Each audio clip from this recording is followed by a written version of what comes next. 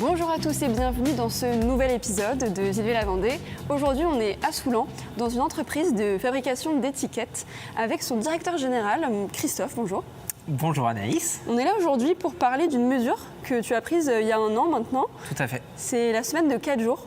Oui. Est-ce que tu peux nous en parler? Qu'est-ce que c'est déjà? Alors oui, la semaine de 4 jours, en fait, ce qu'on a voulu faire, c'était finalement avoir un petit peu plus d'équilibre de vie pro, vie perso, réajuster un petit peu tout ça. Et dans cet esprit-là, on s'est dit tout de suite, finalement, la semaine de 4 jours, c'est peut-être une bonne opportunité. Donc au départ, on s'est mis, on va le mettre en place dans toute l'entreprise, la production et les bureaux. Et puis finalement, quelques mois plus tard, on s'est rendu compte que c'était difficilement applicable finalement dans la production. D'accord. Donc on ne l'a pas mis en place en production. En fait, on est une entreprise, on tourne en 2-8. En 2-8, ça veut dire quoi? C'est donc en horaire deux décalé? équipes, donc de 5h à 13h et de 13h à 21h. Et il y avait un postulat de départ quand on s'est dit ça, on va passer à 4 jours.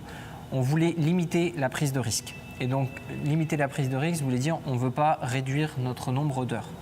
Donc, ça veut dire que quelqu'un qui faisait 35 heures sur une semaine de 5 jours, il fallait qu'il fasse 35 heures sur une semaine de 4 jours.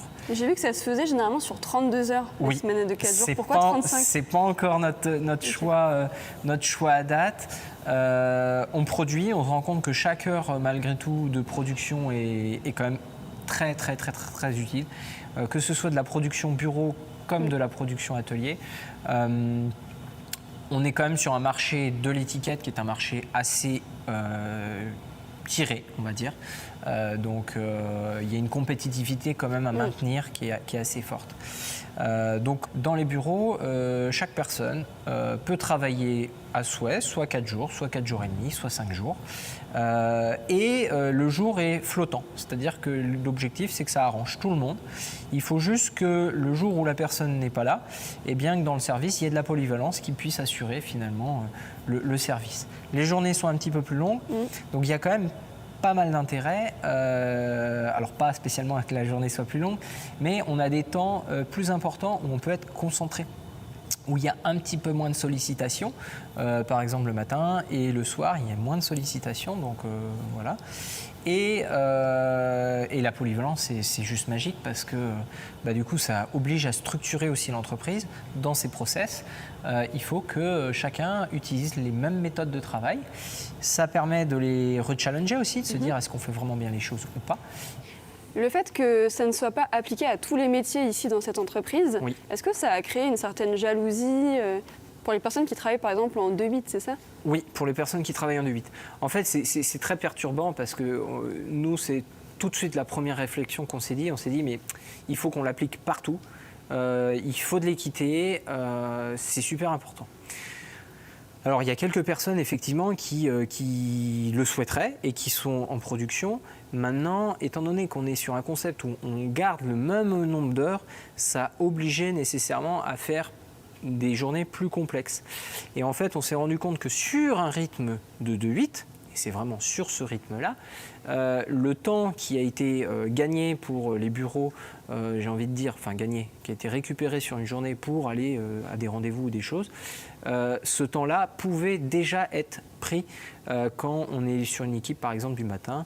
On fait 5h, 13h, on se repose un petit peu, évidemment, et ensuite, finalement, à 16h, 17h, on peut quand même aller chercher ses enfants, on peut encore caler un rendez-vous si besoin.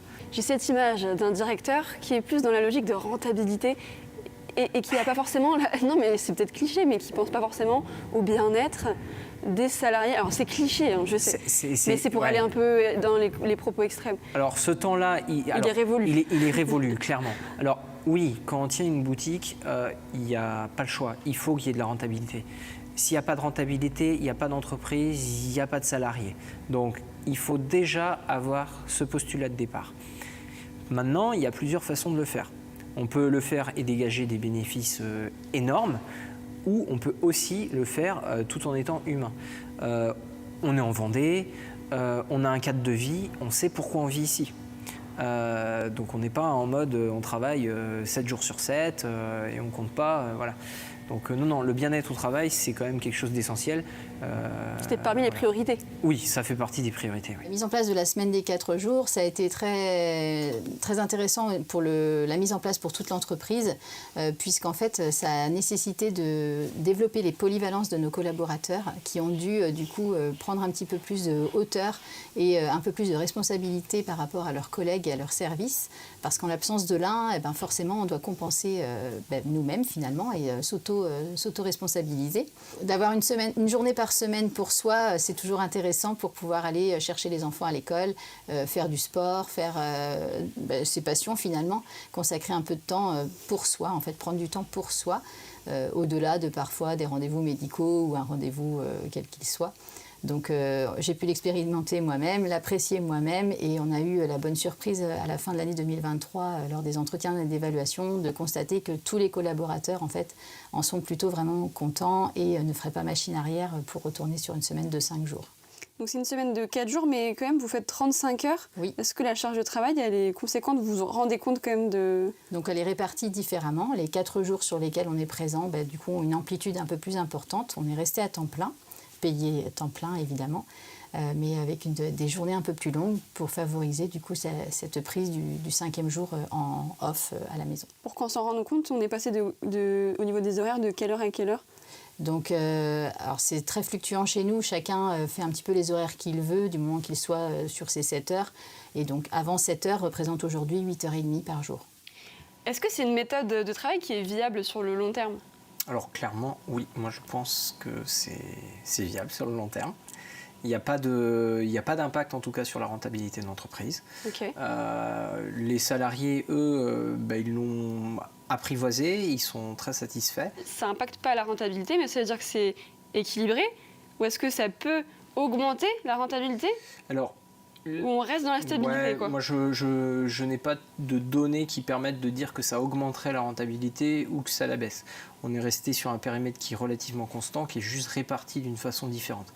Là où il y a probablement des évaluations beaucoup plus poussées à faire, c'est quand on réduit le temps de travail, où là, nécessairement, il faut des vrais indicateurs en béton pour s'assurer qu'il n'y ait pas de variation. Est-ce que toi, en tant que directeur, tu as aussi appliqué cette mesure? Oui, complètement. Un peu d'exemplarité. Moi, je pense que le dirigeant, c'est essentiel, en fait, à un moment donné, de montrer aussi ce qu'on fait, pourquoi on le fait et quelles sont ses priorités. Une des priorités, c'est le bien-être en entreprise. Il faut se l'appliquer à soi-même. Voilà. Merci Christophe. Merci Anaïs. J'espère que vous en avez appris un peu plus sur cette méthode de travail assez tendance en ce moment.